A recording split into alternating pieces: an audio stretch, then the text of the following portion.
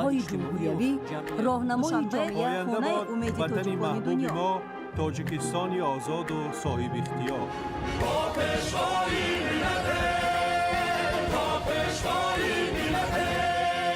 دوست باشید، اتفاق باشید، شکرانه همین دولت کنید، شکرانه همین سرزمین کنید، شکرانه کنید که چنین وطن عزیز و محبوب دارید.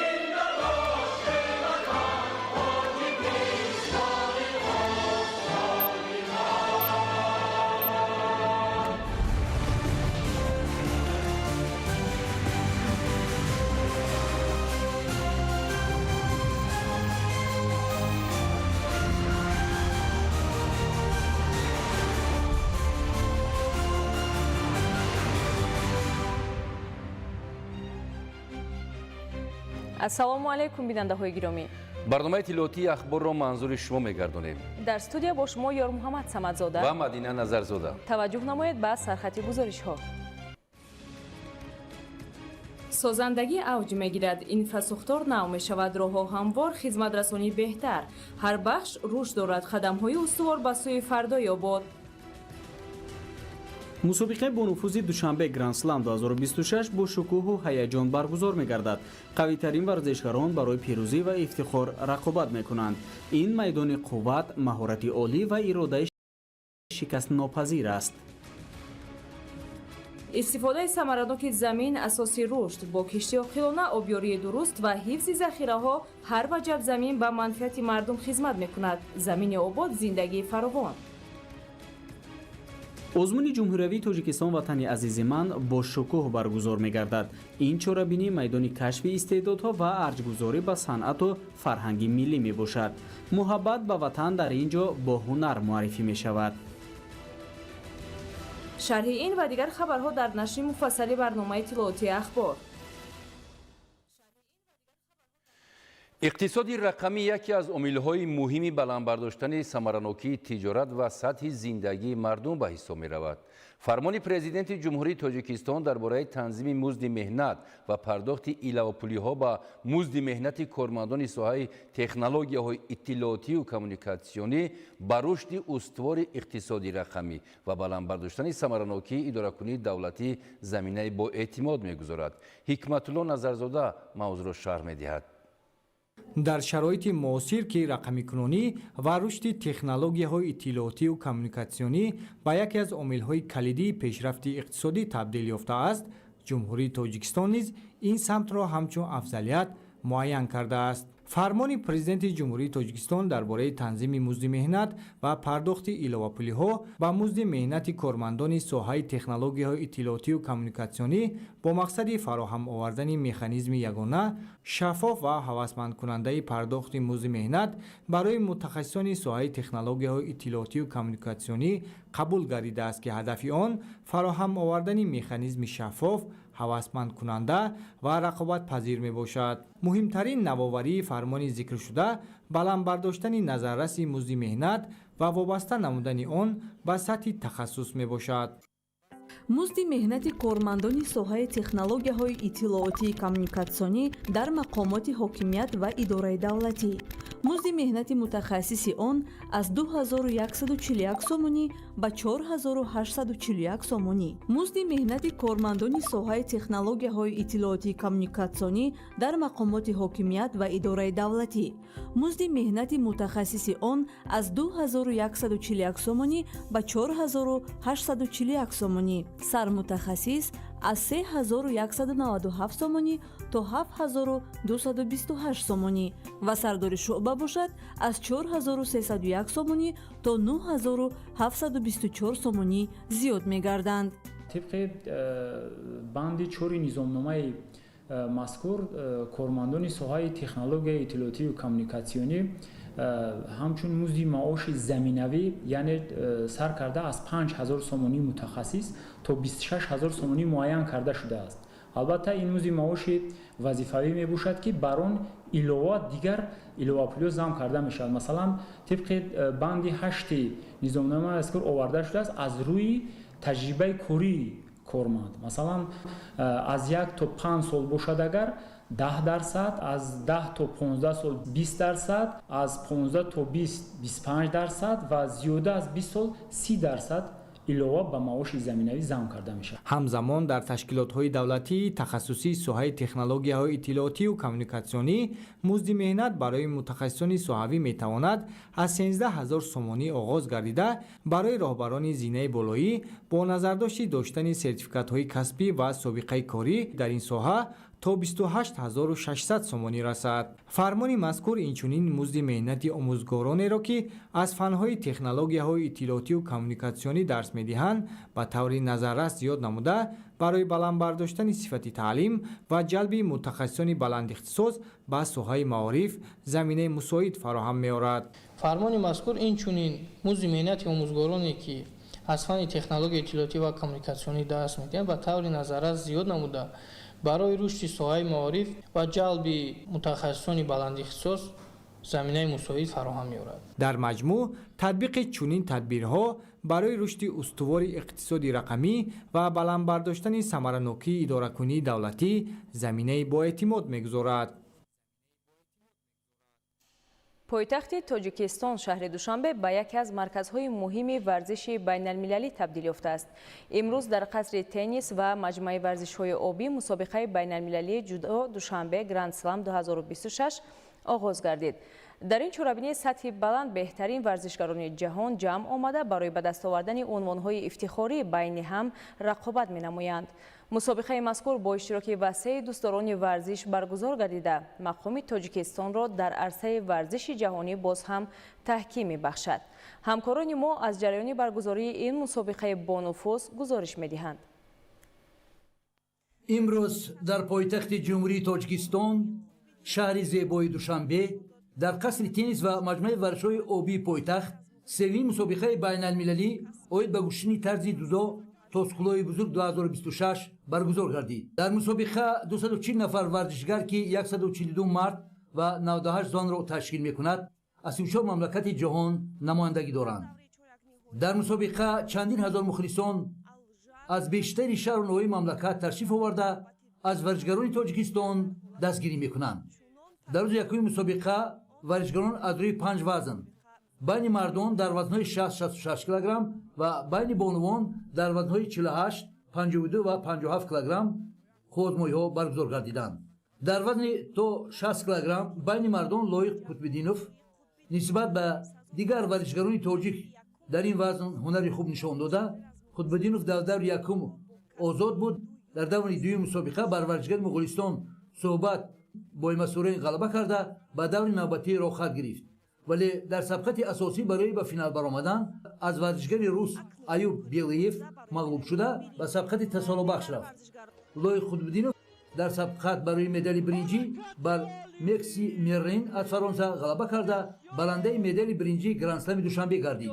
дар вазни то 66 кг Эмомалӣ Нуралӣ байни варзишгарони тоҷик аз худ маҳорату малакаи баланди варзишӣ, далерию ҷасорату мардонагӣ нишон дода, бар ҳамаи ҳарифонаш пес аз муҳлат ғалабаи соф ба даст оварда чемпиони мусобиқа гардид. Нуралӣ Эмомалӣ дар даври аввал озод буд.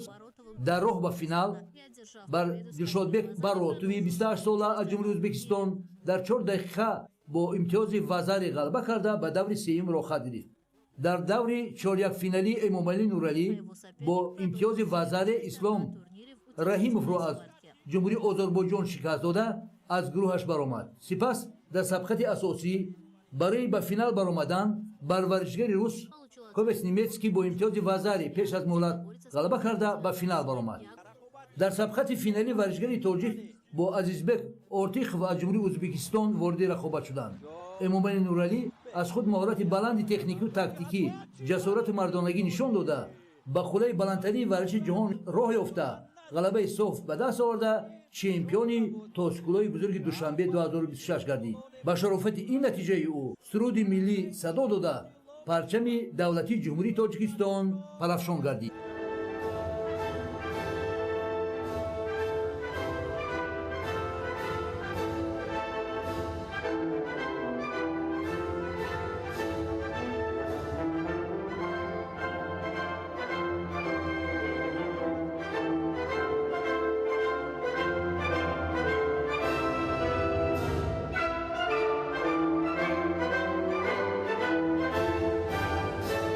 ба ғолибон ва ҷоизадорон маблағи умумии ҷоиза 154 000 евроро ташкил медиҳад. ғолибон дар ҳар вазн, 7 вазн байни мардон, 7 вазн байни занон бо 5 000 евро, барандагони медали нуқла бо 3 000 евро ва соҳибони медали биринҷӣ бо 1500 евро сарфароз гардонда мешаванд. мусобиқа боз ду рӯзи дигар дар вазни 73, 81, 90, 100 ва ҷамъи 100 килограмм баргузор мегарданд.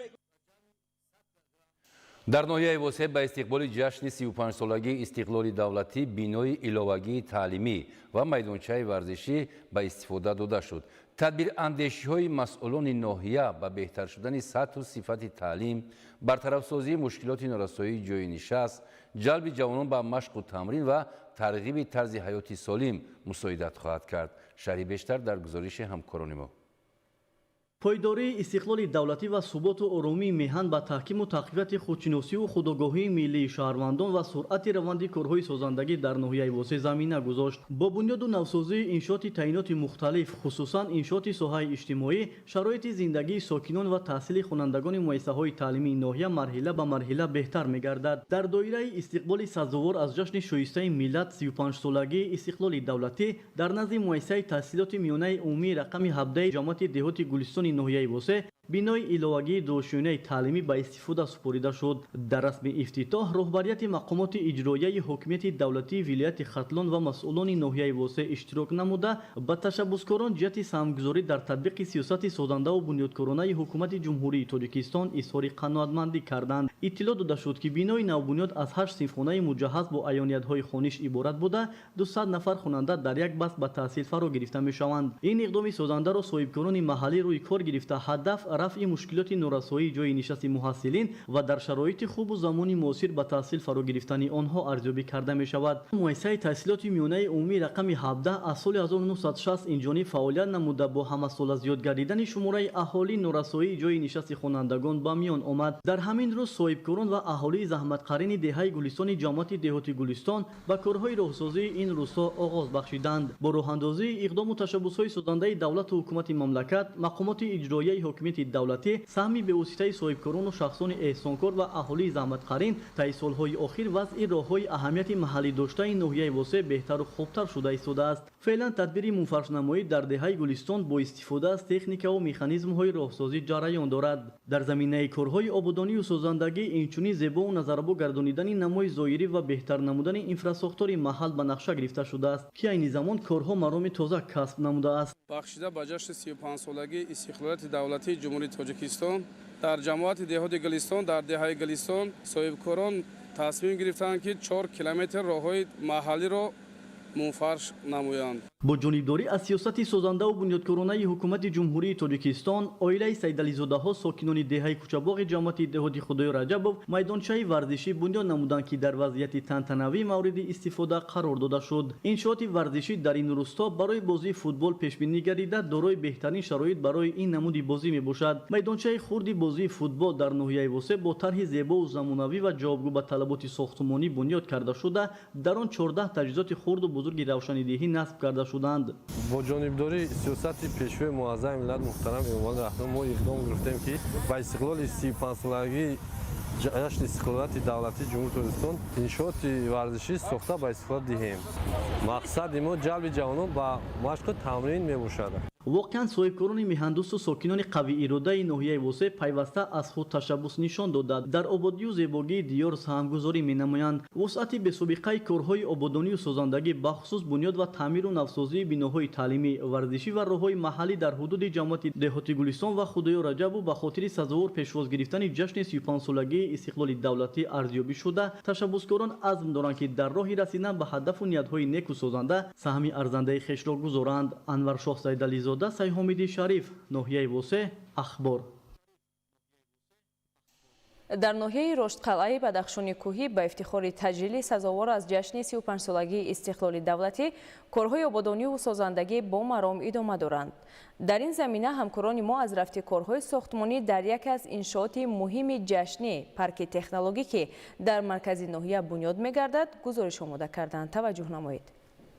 ноҳияи рошқалаи вилояти мухтори кӯҳистони бадахшон бо гузашти айём аз як макони кишоварзиву чорводорӣ ба ноҳияи саноатӣ табдил ёфта истодааст. давоми зиёда аз 13 сола дар ҷамоатҳои алоҳида коргоҳу корхонаҳои саноатӣ бунёд гардида имрӯзҳо корҳои бунёдӣ дар парки дуввуми технологӣ идомаи мантиқӣ доранд. ин иншооти барои хоҷагии ноҳия муҳим дар асоси нақша чорабиниҳои мақомоти иҷроияи ҳокимияти давлатии ноҳия дар пешрӯи 35-умин солгарди истиқлолияти давлатии ҷумҳурии Тоҷикистон мавриди баҳрабардорӣ қарор дода хоҳад шуд. аз рӯи лоиҳа дар ин ҷо 9 корхона, корхонаи истеҳсоли мебелҳои мулоим, корхонаи истеҳсоли мебелҳои миллӣ, корхонаи истеҳсоли армоғон ва ҳунарҳои мардумӣ, корхонаҳои коркарди чӯбу тахта, истеҳсоли маҳсулоти қаннодӣ, истеҳсоли собун, истеҳсоли обҳои ташначикан, корхонаи коркарди ангад ва корхонаи коркарди гӯшт ва маҳсулоти ширӣ бунёд меёбанд. дар бунёди парки технологӣ ва корхонаҳои он соҳибкорони маҳаллӣ саҳми бориз мегузоранд. дуюмин парки технологӣ аст ки дар ноҳияи рӯшқала бунёд мегардад ва иқдом аз ки барои рушду намӯи ноҳия бисёр самгузор аст ва барои иқтисодиёти ноҳия бисёр фоидаовар аст. қобили қайд аст ки бештари масолиҳи сохтмонӣ аз корхонаҳои қаламрави ноҳия дастрас карда шуда. дар пешбурди корҳои бунёдӣ ҳамарӯза аз 30 то 40 нафар бошандагони ноҳия саҳми муносиб мегузоранд. бо анҷоми корҳои бунёдӣ ва мавриди баҳрабардорӣ қарор гирифтани парки технологӣ иловатан ҷойҳои нави корӣ барои ҷалби сокинони маҳаллӣ фароҳам оварда шуда. ҷиҳати коҳиш додани сатҳи бекорӣ заминаи боэътимод гузошта мешавад. раванди корҳои бунёдӣ таъминоти саривақтии сохтмон бо масолиҳи сохтмонӣ ва азми қавии соҳибкорон итминон мебахшад то иншооти ҷашнӣ дар арафаи 35-умин солгарди истиқлолияти давлатии ҷумҳурии Тоҷикистон мавриди баҳрабардорӣ қарор дода шуда. маркази ноҳияро боз як иншооти зебанда тарҳи дигар хоҳад бахшид. муҳираи тоҳир, муборакшои рустам, ноҳияи рошқала, ахбор. дар доираи омодагиҳо ба таҷлили ҷашни 35-солагии истиқлоли давлатӣ корҳои созандагию бунёдкорӣ дар шаҳру ноҳияҳо вусъати тоза касб намудааст. бо саҳми соҳибкорону сокинони ватандӯст дар шаҳри Турсунзода сохтмони як қатор иншооти ҷашнӣ аз ҷумла муассисаҳои таълимӣ, марказҳои хизматрасонӣ, роҳҳо, майдончаҳои варзишӣ ва боғҳои фарҳангӣ идома дорад. дар шаҳри Турсунзода корҳои созандагиву бунёдкорӣ бахшида ба ҷашни 35-солагии истиқлоли давлатии ҷумҳурии Тоҷикистон бо маром идома доранд. дар доираи нақшаи чорабиниҳои ҷашни сохтмони як қатор иншооти иҷтимоӣ, маъмурӣ ва хизматрасонӣ вусъат ёфта, сокинону соҳибкорони маҳаллӣ низ дар ободонии шаҳр саҳми фаъол мегузоранд. айни замон дар ҳудуди шаҳр ва ҷамоатҳои деҳот бунёди муассисаҳои таълимӣ, марказҳои хизматрасонӣ, роҳҳо ва дигар иншооти муҳими иҷтимоӣ ҷараён дошта, масъулин барои саривақт ва бо сифати баланд анҷом додани корҳои сохтмонӣ тадбирҳои зарурӣ меандешанд. дар заминаи биноҳои якошона, душона, марказҳои хизматрасонӣ, биноҳои баландошонаи иstiqomatӣ ва дар ошонаи якум ва дуюми он марказҳои савдо, хизматрасонӣ, тандурустӣ дар назар гирифта шудааст ки барои зебо гардонидани симои шаҳри Турсунзода нақши муҳимро мебозад. ҳадафи асосии ин иқдомҳо беҳтар намудани шароити зиндагии сокинон, рушди инфрасохтори шаҳр ва дар сатҳи баланд истиқбол гирифтани ҷашни муқаддаси миллӣ 35-солагии истиқлоли давлатӣ мебошад. тибқи иттилои масъулин дар доираи ин ҷашн 459 иншоот ба нақша гирифта шудааст ки то имрӯз 95% корҳо иҷро гардида, дар боқимондаи иншоот корҳои сохтмонӣ бо маром идома дорад. аз иншооти ба нақша гирифта шуда 72 иншоот ба соҳаи маориф равона гардидааст. имрӯзҳо дар ҷамоатҳои деҳот сохтмони муассисаҳои нави таълимӣ ва синфхонаҳои иловагӣ бо иқдоми соҳибкорон ва аҳолии деҳот ҷараён дорад. сокинон аз корҳои ободониву созандагӣ истиқбол намуда барои пешрафту шукуфоии диёр омодагии ҳамаҷониба мебинанд. масъулини мақомоти иҷроияи ҳокимияти давлатии шаҳри Турсунзода таъкид менамоянд ки корҳои созандагӣ дар доираи омодагиҳо ба ҷашни 35-солагии истиқлоли давлатӣ минбаъд низ идома ёфта барои ободу зебо гардидани шаҳр тадбирҳои зарурӣ амалӣ карда мешаванд.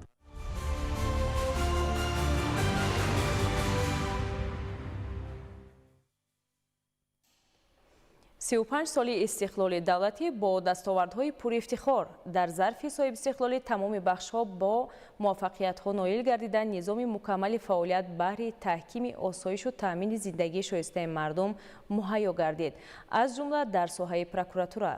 ин аст ки дар заминаи эълон гардидани соли 2026 соли вусъат додани корҳои ободониву созандагӣ ва тақвияту таҳкими худшиносиву худогоҳии миллӣ дар прокуратураи нақлиёти Тоҷикистон ҷаласаи васеъ баргузор гардид.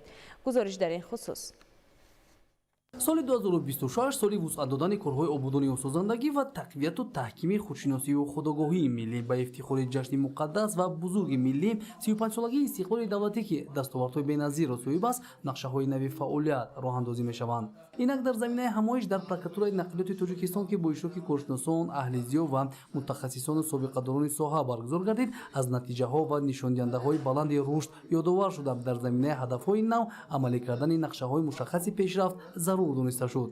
мукаммалсозии низом дар фаъолият ва масъалаи таъмину баландбардоштани сифатнокии хизматрасониҳо аз ҷумла дар ҳамкорӣ бо ниҳодҳои марбута тақвияту таҳкими худшиносиву худогоҳии миллӣ зикр шуд ки мақомоти прокуратура яке аз сохторҳои муҳими низоми давлатдорӣ бо шумор рафта дар таъмини волояти қонун таҳкими қонуният ва тартиботи ҳуқуқӣ бо мақсади ҳифзи мустақилият ва соҳибихтиёрии мамлакат ҳуқуқу озодиҳои инсон ва шаҳрванд асосҳои демократии ҳокимияти давлатӣ вазъи ҳуқуқии мақомоти маҳаллии ҳокимияти давлатӣ ва дигар сохторҳо нақши назаррас дорад. дар заминаи ҳамоиш таъкид гардид ки ба ифтихори 35-солагии истиқлоли давлатӣ дар пайравӣ ба тадбирҳои созандаву бунёдкорӣ раванди ободонӣ боз ҳам вусъат хоҳад ёфт.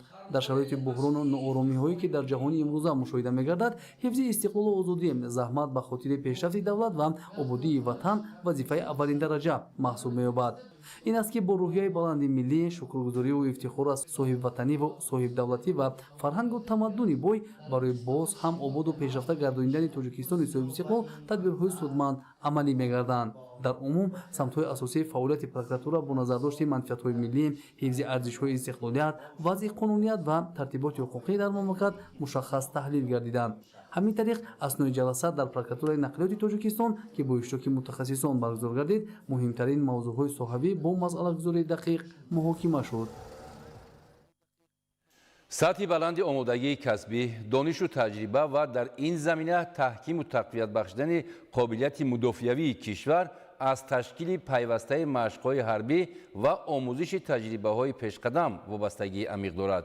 бо ин мақсад дар доираи омодагиҳо ба машқҳои муштараки амалиётии стратегикӣ бо ҷалби қушунҳои гарнизони хоруғ дар машқгоҳи ҷелондони ноҳияи шуғнони вилояти мухтори кӯҳистони Бадахшон доиргардӣ дар нимаи дуюми моҳи майи соли ҷорӣ ба нақша гирифта шудааст. дар вазорати мудофиаи ҷумҳурии Тоҷикистон бо иштироки масъулини сохторҳои дахлдори ин ниҳоди қудратии кишвар ҷаласаи корӣ баргузор гардид. гузориш аз раёсати иттилоот ва робита бо ҷомеаи вазорати мудофиаи мамлакат. бо талошҳои пайвастаи сарфармондеҳи олии қувваҳои мусаллаҳи ҷумҳурии Тоҷикистон генерали артиш муҳтарам Эмомалӣ Раҳмон дар солҳои соҳибистиқлолии мамлакат артиши миллии кишвар ба нерӯи пурқудрати ҳимоятгари давлат ва халқи Тоҷикистон табдил ёфта имрӯз қодиранд ки манфиатҳои давлату миллатро сарбаландона ҳимоя намоянд. сатҳи баланди омодагии ҷангӣ ва дар ин замина таҳкиму тақвият бахшидани қобилияти мудофиавии мамлакат аз ташкили пайвастаи машқҳои ҳарбӣ ва омӯзиши таҷрибаҳои пешқадам вобастагии амиқ дорад. бо ин мақсад дар доираи омодагиҳо ба машқҳои муштараки амалиётии стратегӣ ки бо ҷалби қушунҳои гарнизони хоруғ дар машқгоҳи ҷелондӣ дар нимаи дуюми моҳи майи соли ҷорӣ ба нақша гирифта шудааст таҳти роҳбарии сардори стоди генералии қувваҳои мусаллаҳ муовини якуми вазири мудофиаи ҷумҳурии Тоҷикистон дар вазорати мудофиаи кишвар ҷаласаи корӣ баргузор гардид.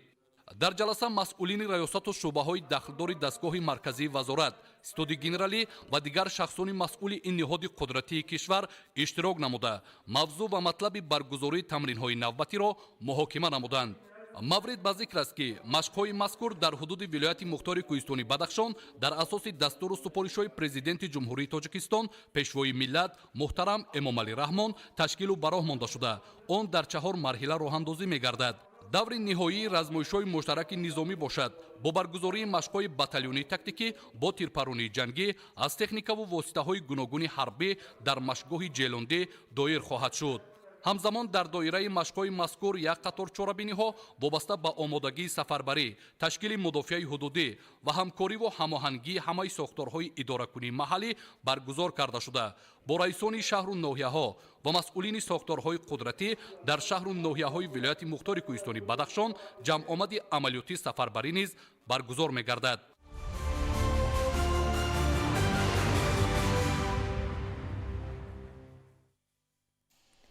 در ناحیه یوون در برابر استفاده ثمراناک زمین‌های وسیع کشاورزی به قطعه‌های نزد حولگی نیز توجه مخصوص ظاهر می‌گردد. استفاده مقصدناک این زمین‌ها و کشت زراعتی گوناگون زمینه فراهم آورده است که وابستگی عائله‌ها از بازار استعمالی کاهش یابد.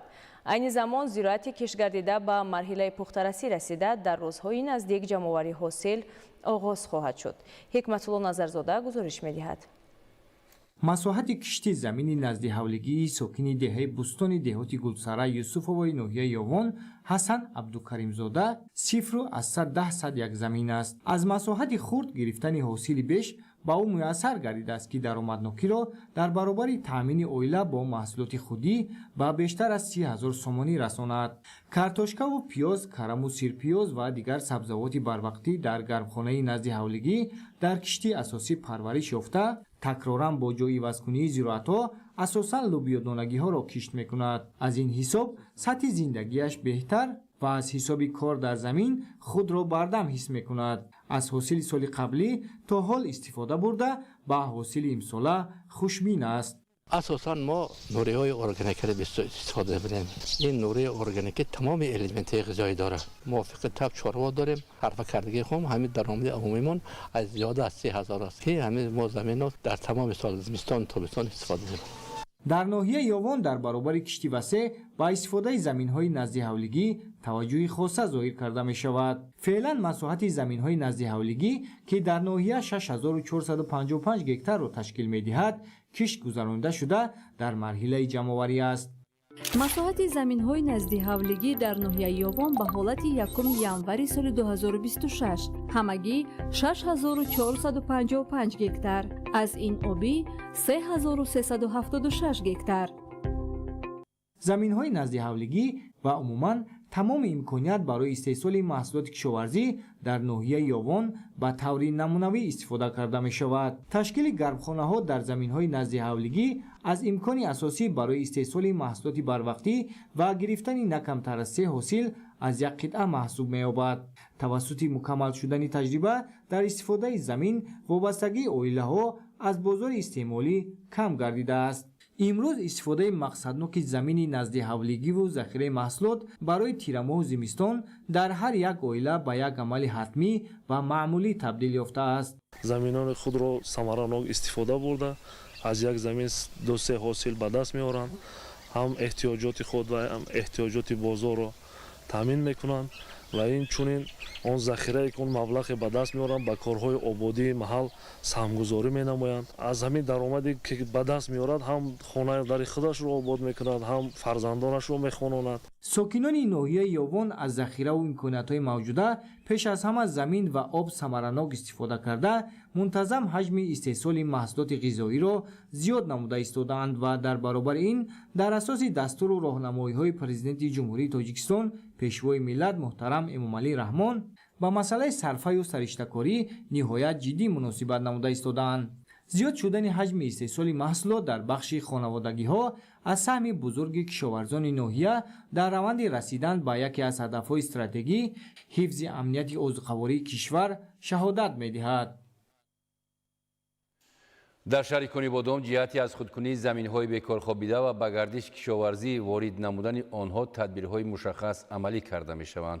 با جلب دهقانان و صاحبکاران اینچنین استفاده تجربه‌های معاصر میدان‌های زیادی زمین که سال‌های طولانی از استفاده بیرون مانده بودند امروز به منبع حاصلی فراوان تبدیل یافته ایستادند. معلومات بیشتر در گزارش همکاران ما. در پرتو دستور و هدایت‌های اساسگذار صلح و وحدت ملی پیشوای ملت پرزیدنت جمهوری تاجیکستان محترم امامعلی رحمان در سمت استفاده ثمراناک زمین به گردش کشاورزی وارد نمودن زمین‌های بیکار خوابیده تشکیل باغ‌های اینتنسیوی و زیاد نمودن جای‌های کاری در شهر کنیبادام 748 گکتار زمین‌های سال‌های طولانی بیکار خوابیده موضع توقع دوباره به گردش کشاورزی وارد کرده می‌شوند. زمین‌ها در حدود جماعت‌های دهاتی پولادان و روزآباد جایگیر بوده برای پرورش نمودهای گوناگون زراعت مساعد ارزیابی میشوند. در اساس نقشه کشت 283 گکتار برای پخته، 200 گکتار برای شالی و پالیزی ها و قسمی باقی مانده برای زراعت‌های غله‌دانه جدا شده است. در منطقه‌های توقع قریب اطراف 470-75 گکتار زمین‌ها بیکار خوابیده بود. این زمین ها مرحله به مرحله به کشت درآورده شود. من امروز ما در جماعت دیهاتی پولاتان در جمعیت سهامی انجام با همت که حضور داریم، در اینجا سر کرده کشتی پنبه‌دانه با نمودی اینوواسیونی نو با تخم پارچگی 70 سانتی متر کش کرده شد. حاضر جمعیت سهامی انجام با همت با این راه قریبی که 50 گکتار کش کردن در همین زانی توقع ما مرحله به مرحله حاضر با وایهان زمین تیار کردن با 50 گکتار دیگه کش میکنن. این زمین ها چندین سال شودگار گذرانده نشدگی بود، حاضر شودگاراش گذرانده این کشته تیار کردیم. مرحله به مرحله همین ویا زمین ها همش با کشت تیار میشه. از خودکنی زمین ها عاملی مهم در افزایش حجم استحصال محصولات کشاورزی و تأسیس جایهای نوی کاری به حساب می رود. با همین هدف مسئولان و خواجگیداران تصمیم گرفتند که زمین های مذکور را مقصدناک استفاده نمایند. بنا به اطلاع مسئولین 450 گکتار زمین های بیکار خوابیده به گردش کشاورزی وارد شده توسط پایگاه های آبکشی و 298 گکتارش از حساب کانال کلان فرغانه با آب پالیزی تأمین می‌گردد. با از خودکنی زمین‌های بیکار خوابیده و بهتر نمودن حالت آبیاری، مسئولان و کشاورزان شهر کانیبادام کوشش دارند که سال جاری به نتیجه‌های نظررسی استحصالی نایل گردند. در شرایط کنونی باید هر پارچه زمین ثمرناک استفاده گردیده. تطبیق چنین لایحه‌ها به تأمین امنیت آذوقه‌واری و رشد اقتصادیات مساعدت می‌کند. صابر ایوبی، صاحبان قربان، شهر کانیبادام. اخبار. عالمان مرکز جمهوریوی علمی و تحقیقاتی پیله‌پروری اکادمیای علم‌های کشاورزی تاجیکستان جهت بلند برداشتن محصولناکی کرمک و بهتر کردن صفت پیله با خواجگیداران همکاری‌های علمی را به راه مانده کوشش نموده ایستادند که نتیجه‌ها را در این سمت بهتر نمایند. همکاران ما گزارش می‌دهند.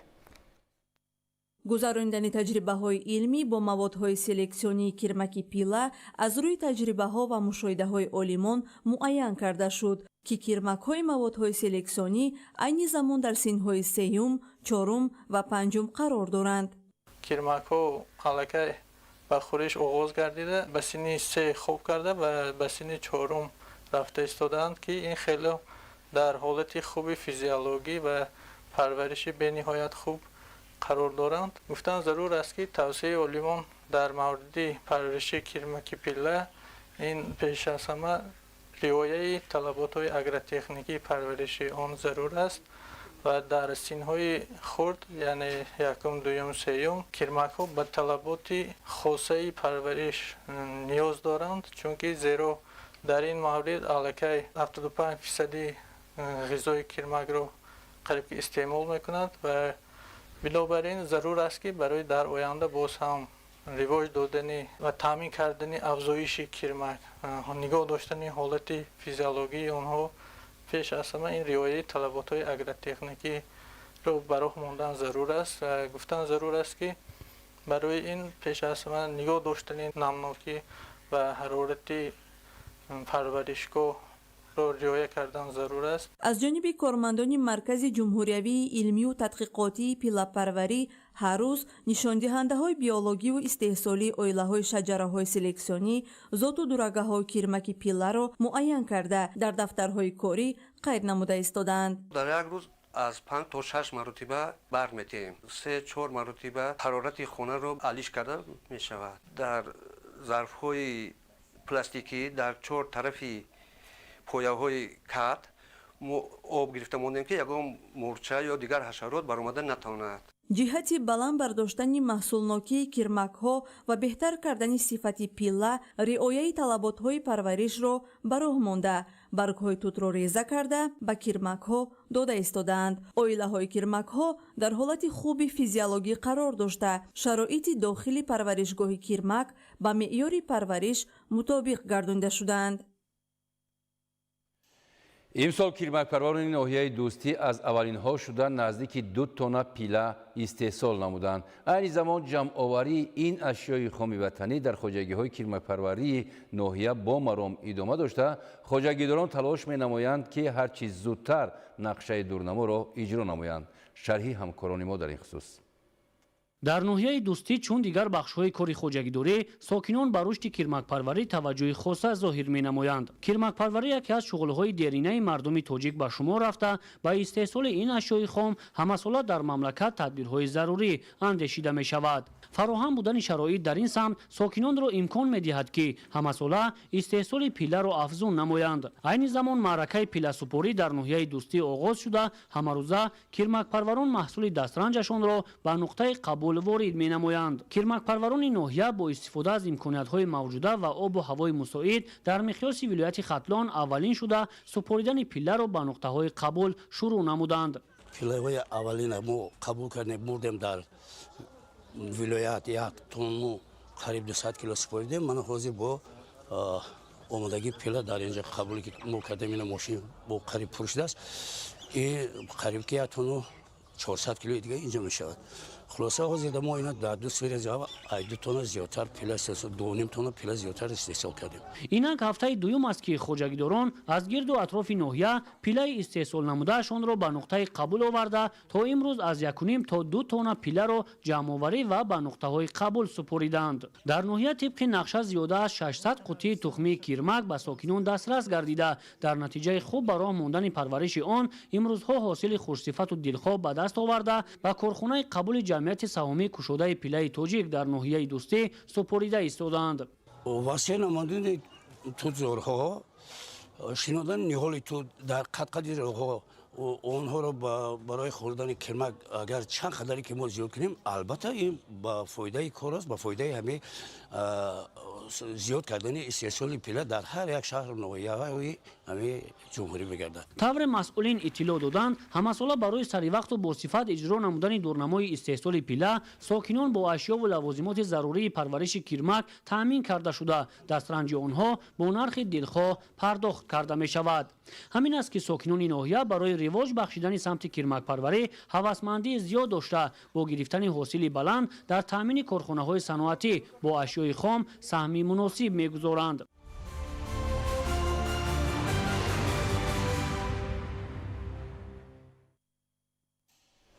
از جانب کارمندان ریاست اگنتی تاجیکستان در ولایت سوغد در 3 ماهه سال 2026 در حجم 76464 کیلوگرم محصولات خوراکی پست صفت مهلت استعمالش گذشته معین کرده شد. با مقصد حفظ حقوق استعمال کننده و بلندبرداشتن معرفت حقوقی شهروندان کارهای فهماندهی منتظم دایر کرده می شوند. گزارش محمود احمدزاده و دلشاد یوسفی. از طرف کارمندان ریاست تاجیکستان در ولایت سوغد بهر بلند برداشتن سطح معرفت حقوقی استعمال کنندگان صاحبکاران منتظم کارهای فهماندهی سمینارها در 125 انشاءات صاحبکاری بازار و مرکزهای کلان سودای شهر و ناحیه‌های ولایت گذرانیده شده در رفع آن قاعده و طلبات آیین‌ناموی فعالیت کاری استحصال و پیشنهاد محصولات با صفت طرز نگهداری به خطر به سلامتی اهالی فهمانیده شده است. نتیجه این تدبیرهای عملی گردیده بود که در دوام 3 ماه سال روان و مقدار 75464 کیلوگرم محصولات خوراکه از آن جمله قنادی، نمک آشی، خورش‌ها، محصولات کشاورزی، مواد خوشبو کننده و شستشویی، 930 لیتر نوشاکی، اسپرتی و آبهای تشنه‌شکن پس‌صفت مهلت استعمالش گذشته آشکار کرده شدند که مبلغ 720,000 تومانی را تشکیل می‌دهد. این مال و محصولات پس‌صفت و مهلت استعمالش گذشته به واسطه با مراجعت شهروندان استعمال کنندگان و همزمان هنگام گذرانیدن تشخیص برای پیشنهاد خلاصه به صاحبکاران آشکار شده برای فروش و استعمال نامطابق دانسته شدند. متخصصان شعبه نادرات سودای ریاست تاجیکستان در ولایت سوغد بهر اجرای وظیفه‌گذاری‌های راهبریتی اگنتی در بازارها، مرکزهای سودا و دیگر مؤسسه‌ها کارهای فهماندهی و ترغیباتی را تقویت داده به مقدار زیاد 1700 کیلوگرم محصولات قنادی، 4350 کیلوگرم سقیج، 4105 کیلوگرم کارتوشکی بریان کرده شده، 7000 کیلوگرم تخم آفتابپرست، 903 لیتر نوشاکی‌های تشنیشکن که مهلت استعمالشان گذشته یا به سرتیفیکت مطابقت و فروش گذاشته شده‌اند مصادره نموده برای نیست و نابسازی پیشنهاد نمودند. این چنین یک قسم محصولات به واسطه از طرف خود صاحبکاران برای به قیدگیری و من بعد نابودسازی و ریاست تاجیکستان در ولایت سوغد پیشنهاد شده است. که ثمره کارهای فهماندهی رعایت طلبات قانون و بلند شدن معرفت حقوقی صاحبکاران درک می‌دهد. با فرا رسیدن گرمی‌های فصل تابستان، طرز نگهداری، پیشنهاد و فروش محصولات زود ویران شونده از مسئولین بازارها، صاحبکاران مسئولیت بلند و اندیشیدن چاره‌های علاوه‌ای را طلب می‌نماید. از این رو از طرف کارمندان متخصصان ریاست تاجیکستان در ولایت سوخت کارهای فهماندهی بیشتر به راه مانده شده است. باید هر یک صاحبکار طرز قبولی استعمال کنندگان رو، طرز نگهداری محصولات رو، баланд бардоштани сифати хизматрасониро бояд аз рӯи ҳуҷҷатҳои меъёрӣ фаъолияти худро ба роҳ монад.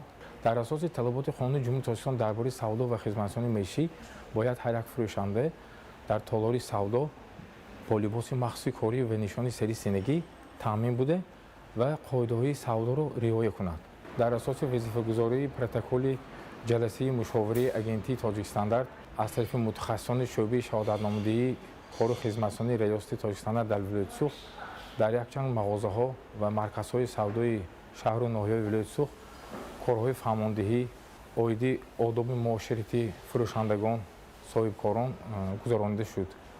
дар рафти корҳои фаҳмондадиҳӣ ва мол истеҳсолкунандагон, фурӯшандагон ва бар кардани либоси махсуси корӣ аҳамият додан ба талаботи сифат, таркиби маҳсулот, муҳлати кафолат, тарзи нигоҳдорӣ, дақиқаи воситаҳои низоми ченак фаҳмонида шуд ва ҳамзамон аз харидорон низ тақозо карда шуд ки пеш аз харидории маҳсулот аз фурӯшанда талаб намудани сертификати мутобиқати маҳсулот, аҳамият додан ба санаи истеҳсол ва муҳлати истеъмол, инчунин харидорӣ кардан аз маҳсулоти шубҳанок худдорӣ карда дар ҳолати пайдо шудани шубҳа ба риёсати Тоҷикстандард ва марказҳои минтақавӣ дар шаҳру ноҳияҳо муроҷиат намоянд. ҳамаи ин тадбирҳо бо мақсади пешгирӣ аз роҳ ёфтани молу маҳсулоти пассифат дар бозору марказҳои савдо ва ҳифзи саломатии аҳолӣ амалӣ мегарданд. истифодаи ғайриқонунии нерӯи барқ ва таъмини риояи қатъии қонунгузорӣ дар ин самт бояд зери назорати ҷиддӣ қарор дошта бошад. аммо воқеият нишон медиҳад ки дар баъзе ҳолатҳо қонуншиканӣ на танҳо рух медиҳад, балки муддати тӯлонӣ бетаваҷҷӯҳ мемонад. аз ҷониби мутахассисони агентии назорати давлатии энергетикӣ назди президенти ҷумҳурии Тоҷикистон чунин як қонуншиканӣ муайян ва нисбати масъулон чораҳои зарурӣ андешида шуд. идомаи мавзӯъ дар гузориши далери бозор. бо мақсади истифодаи сарфакоронаи нерӯи барқ ва пешгирии истифодаи худсаронаи он дар шаҳри Панҷакент аз ҷониби идораҳои дахалдор давоми чанд моҳ аст ки корҳои фаҳмондадӣ ба таври васеъ ба роҳ монда шуданд. чорабиниҳо ба шакли кӯча ба кӯча, хона ба хона ва маҳалла ба маҳалла гузаронида шуда сокинон аз оқибатҳои қонуншиканӣ огоҳ карда шуданд. бо вуҷуди ин натиҷаҳо нишон медиҳанд ки на дар ҳама ҳолат талаботи қонун риоя мегардад. зимни аз назаргузаронии мутахассисони агентии назорати давлатии энергетикӣ назди президенти ҷумҳурии Тоҷикистон дар минтақаи Зарафшон як ҳолати ҷиддии қонуншиканӣ ошкор гардид. маълум шуд ки сехи истеҳсоли хиштҳои сементӣ воқеъ дар кӯчаи Лоиқ Шералӣ ки ба соҳибкор Афзалшоҳ Соҳибов тааллуқ дорад муддати чанд боз фаъолият доштааст. аммо аҷиб он аст ки ин сех то имрӯз иҷозатномаи расмии истифодаи нерӯи барқ надошта бо роҳи худсарона ба шабака пайваст шудааст. тибқи маълумоти назорат дар ҳисобкунаки барқии ин нуқта зиёда аз 3524,138 киловаттсоат нерӯи барқ истифода гардида бошад ҳам маблағи он то ҳол пардохт нашудааст. илова бар ин ҳисобкунаки барқӣ ба талаботи техникӣ ҷавобгӯ набуда тамғаи истифодаи яккаратан надорад. ин ҳолат метавонад аз дахолати ғайриқонунӣ ба таҷҳизоти ҳисобгирӣ ва пинҳон доштани ҳаҷми воқеии истифодаи нерӯи барқ дарак диҳад. ҳамчунин ҳолати ноқилҳо низ ба талаботи техникӣ мутобиқ набуда метавонад ба садамаҳои барқӣ ва хатари ҷиддӣ оварда расонад. вобаста ба ин аз ҷониби мутахассисони агентии назорати давлатии энергетикӣ назди президенти ҷумҳурии Тоҷикистон дар минтақаи Зарафшон ба кормандони масъули идораи фурӯши барқ ва муштарӣ протоколи маъмурӣ тартиб дода шуда ҳамчунин корҳои фаҳмондадиҳӣ гузаронида шудааст. зеро чунин ҳолат на танҳо зарари иқтисодӣ ба соҳаи энергетика мерасонад, балки боварии ҷомеаро ба самаранокии назорат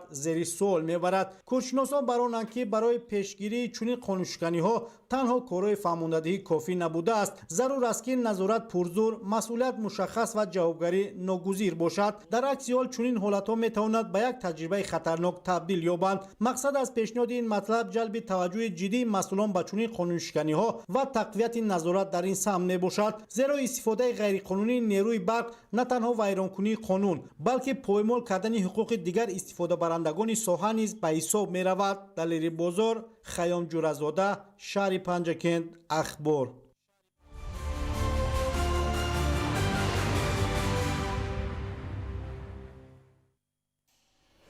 در ناحیه دنقره دوری ناحیوی آزمون جمهوریوی تاجیکستان وطنی عزیز من با اشتراک وسیع جوانان و نورسان صاحب استعداد و دوستداران صنعت و فرهنگ برگزار گردید.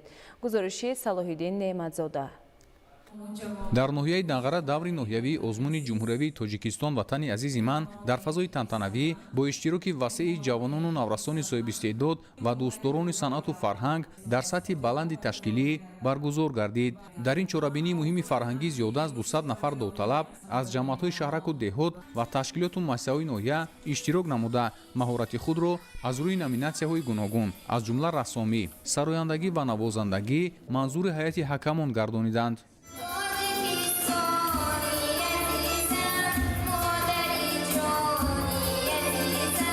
мақсади асосии озмуни ҷумҳуриявии тоҷикистон ватани азизи ман ин дарёфти чеҳраҳои нави санъати миллии тоҷик мебошад.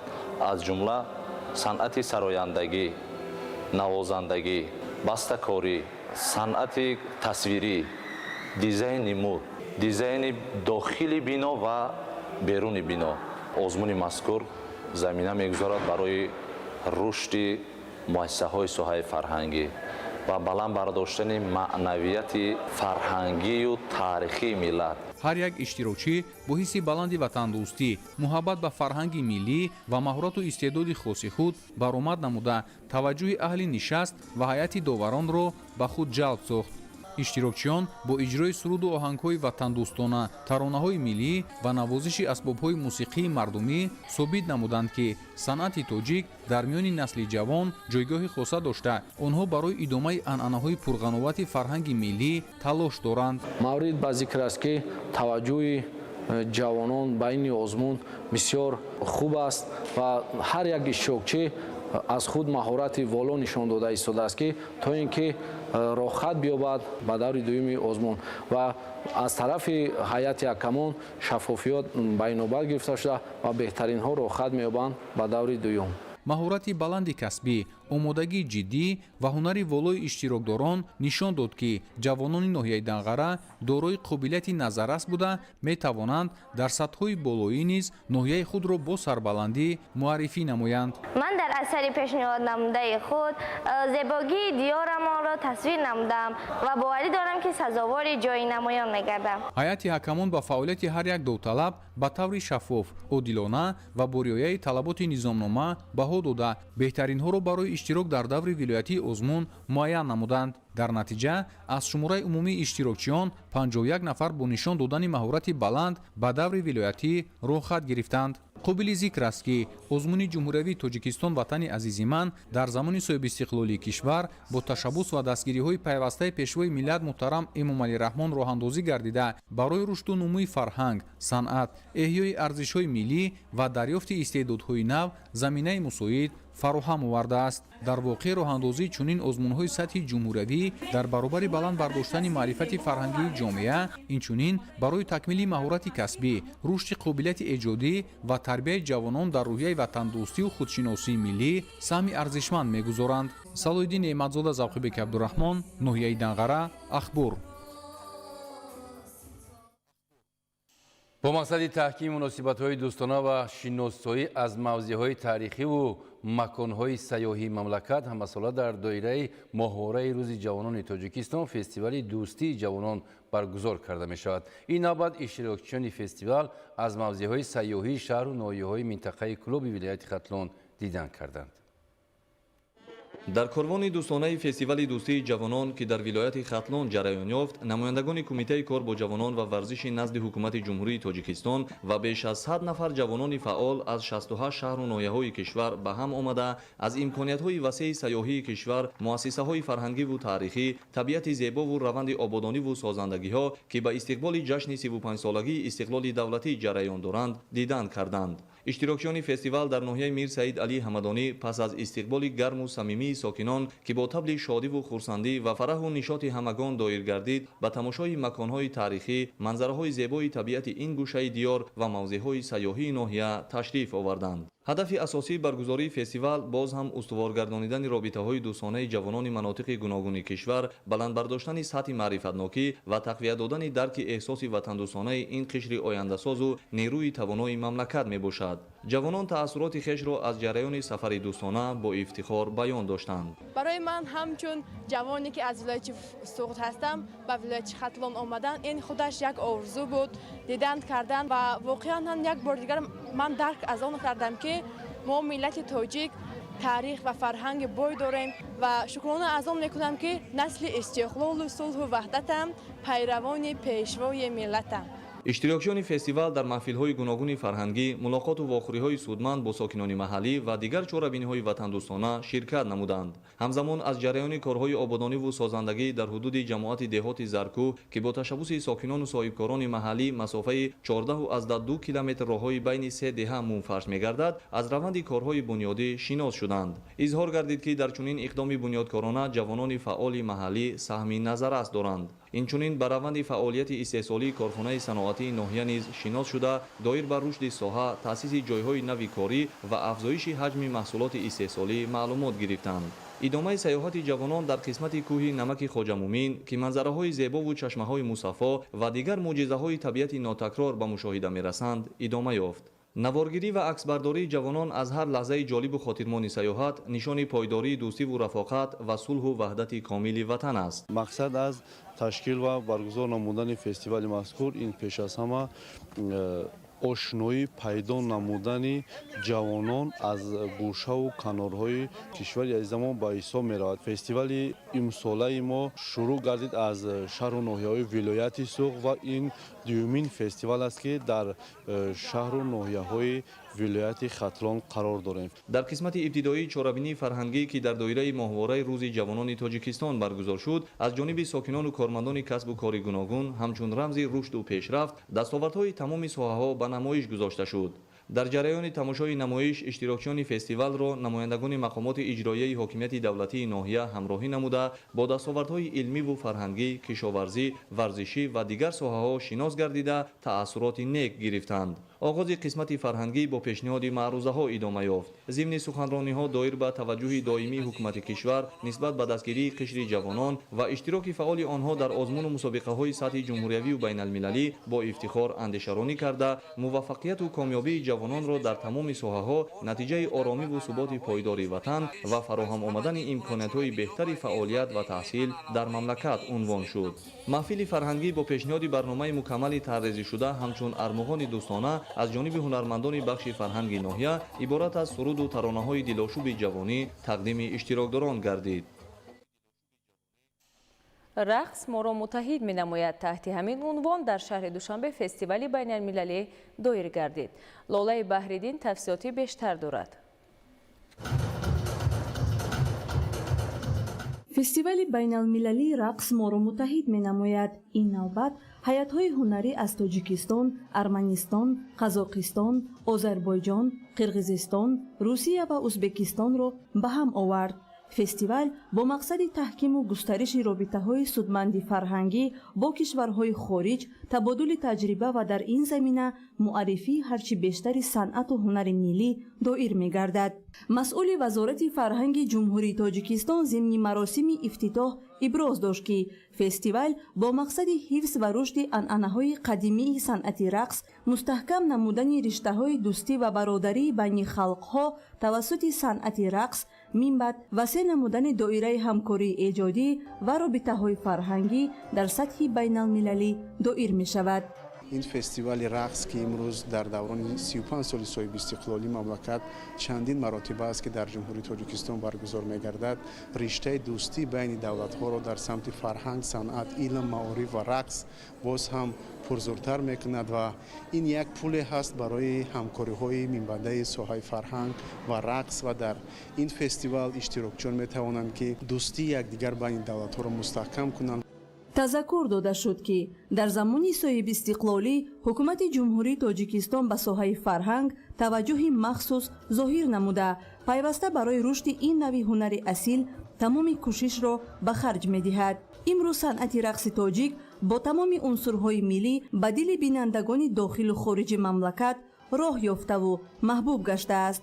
санъати рақс дар таърихи тамаддуни ҳар халқу давлат мақоми арзанда дорад. маҳз тавассути рақс новобаста аз тафовути забон ва фарҳанги инсонҳо дар ҳама давру замон орзуву омол ва розу ниёзҳои худро ба забон меоранд. бешубҳа дар масири таърих рақс чун қувваи муттаҳидкунандаи воқеии халқу миллатҳои сайёра боқӣ мондаву шинохта шудааст. дар ҳошияи ин фестивал баргузории дарсҳои маҳорат дар муассисаҳои таълимии соҳаи фарҳанг ва санъат инчунин ҳамоиши илмӣ дар назар дошта шудааст. ёдовар мешавем ки фестивали байналмилалии рақс моро муттаҳид менамояд то 2 майи соли 2026 дар шаҳри душанбе идома меёбад. дар шаҳри ваҳдат даври дуюми фестивал озмуни ҷумҳуриявии як матову садранг баргузор гардид. ҳадафи фестивал озмун баланд бардоштани эҳсоси ватандӯстиву хештаншиносӣ, тарғиби либоси миллӣ, арҷ гузоштан ба таъриху фарҳанг ва расму оини мардумӣ мебошад. гузориш дар ин хусус. дар шаҳри ваҳдат бо иштироки доираи васеи занону духтарон ҳунармандони чирадаст даври шаҳрии фестивал озмуни ҷумҳуриявии як матову сад ранг баргузор гардид. аз ширкати фаъолонаи занону духтарон бармеояд ки онҳо расму оин ва фарҳанги миллӣ ва аз бар намудани ҳунарҳои гузаштаи тоҷикро гиромӣ медоранд. иброз гардид ки фестивал озмун аз рӯи номинатсияҳои намоиши либосҳои қадимаи маҳал, либосҳои рӯзмарра, либосҳои маросимӣ ва идона, либосҳои расмӣ, беҳтарин либоси миллӣ атласу адрас, намоиши навъҳои гуногуни сузандӯзӣ, гулдӯзӣ, зардӯзӣ, шоҳӣ, атласу адрас, гулбасту алоча ва ресмонбофӣ, беҳтарин қаламкаш гузаронида мешавад. мақсади асосии баргузории фестивал озмун баланд бардоштани эҳсоси ватандӯстию худшиносӣ, ифтихори миллӣ, тарғиби либоси зебои миллӣ, ҳамгироии минтақаҳои тоҷикистон, арҷ гузоштан ба таъриху тамаддун, фарҳанг, расму оинҳои миллию мардумӣ ва муаррифии санъату ҳунари волои халқи тоҷик ба ҳисоб меравад. маҳз дастгириҳои фарҳангпарваронаи сарвари давлат буд ки имрӯз матои тоҷикро, либоси тоҷикро, чакани тоҷикро дар сатҳи ҷаҳонӣ мешиносанд.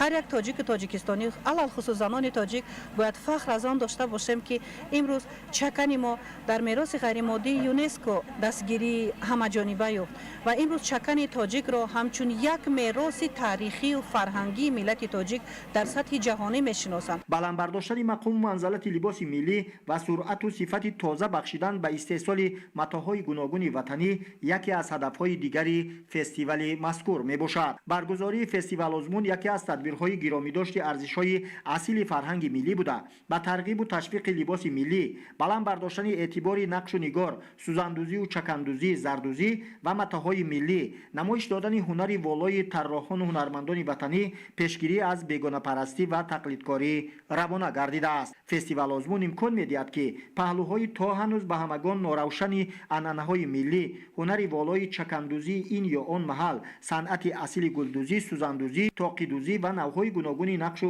нигори миллӣ эҳьё гардида мавриди истифода қарор гиранд. Маҳмадалӣ باید مهم باشد. گزارش خبرنگاران ما.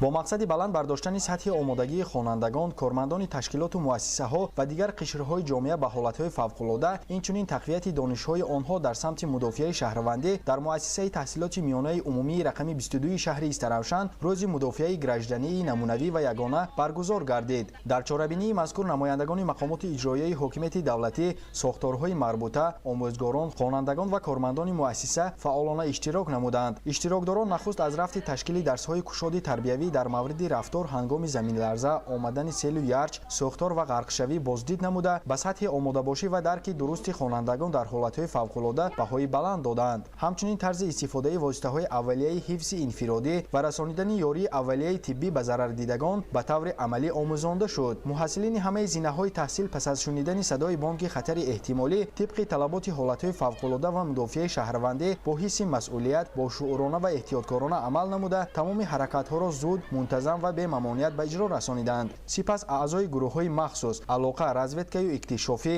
ёрии таъҷилӣ, ҳифзи тартиботи ҷамъиятӣ ва назорати ҳолати радиатсионӣ ба ҷои ҳодисаи эҳтимолии дар натиҷаи заминларза ба амал омада сафарбар гардида вазъиятро ҳамаҷониба омӯхтанд. Дар натиҷаи корҳои омӯзишӣ муайян карда шуд, ки бар асари ҳодиса қисман фурӯ рехтани бинои муассиса, мавҷудияти нафарони ҷароҳат бардошта ва сар задани сӯхтор дар як қисми мактаб ба қайд гирифта шудааст. гурӯҳҳои дахлдор вобаста ба самти фаъолияти худ чораҳои фаврӣ андешида, оид ба вазъи ба амал омада ҳаҷми хисорот ва тадбирҳои андешидашуда ба истоди марказӣ саривақт ва дақиқ иттилоъ пешниҳод намуданд. вохӯрӣ бо аҳолиҳое ки дар минтақаи хавфнок зиндагӣ мекунанд корҳои фаҳмондадиҳӣ гузаронда истодаем ва дар минтақаи хавфноке ки муассисаҳои ҷойгиран рафта бо муаллимон, омӯзгорон ва хонандагон корҳои фаҳмондадиҳӣ гузаронда истодаем. қайд гардид, ки гузарондани чунин чорабиниҳо барои баландбардоштани сатҳи омодагии аҳолӣ, махсусан наврасону ҷавонон аҳамияти калон дошта, ба онҳо имкон медиҳад то дар ҳолатҳои хавфнок худро дуруст идора намоянд ва ба дигарон низ кӯмак расонанд. дар фарҷоми чорабинӣ як қатор фаъолон ва ташаббускорон барои саҳми арзанда дар сатҳи баланд баргузор намудани машқи намунавӣ ва иштироки фаъолона дар чорабиниҳои ҷамъиятӣ бо сипосномаҳо ва тӯҳфаҳои хотиравӣ сарфароз гардонида шуданд. машқҳои омодагии мудофиаи гражданӣ, пешгирӣ ва рафъи оқибатҳои офати табиӣ дар ноҳияи Лахш бо иштироки хонандагони муассисаҳои таҳсилоти миёнаи умумӣ, коллеҷи омӯзгорӣ ва литсеи касби техникӣ гузаронида шуд. омӯзгорони фанни омодагии ибтидоии ҳарбӣ ва ҷавонону наврасон фаъолона иштирок ва огоҳии худро дар бораи пешгирӣ ва рафъи оқибатҳои ҳолатҳои фавқулода мукаммал гардониданд. иштироки фаъолона ва таҷрибаи амалии ҷавонону наврасон аз огоҳии гурӯҳҳо дар бораи пешгирӣ ва рафъи ҳолатҳои фавқулода шаҳодат медод. дар маҷмӯъ дар чорабинӣ 10 даста иштирок намуд. дар чорабинӣ таҳти унвони рӯзи мудофиаи гражданӣ ба таври амалӣ қоидаҳои дурусти рафтор ҳангоми сӯхтор ва расонидани кӯмаки аввалияи тиббӣ нишон дода шуд. бо беҳтар шудани шароит наврасону ҷавонон дар чорабиниҳои гуногун фаъолияти намунавӣ нишон медиҳанд. рӯзи мудофиаи гражданӣ аз ҷониби бахши кумитаи ҳолатҳои фавқулода ва мудофиаи гражданӣ дар ноҳияи Лахш дар якҷоягӣ бо мақомоти иҷроияи ҳокимияти давлатии ноҳия гузаронида шуд. дар охир гурӯҳҳои фаъоли чорабинӣ ҳавасманд гардонида шуданд.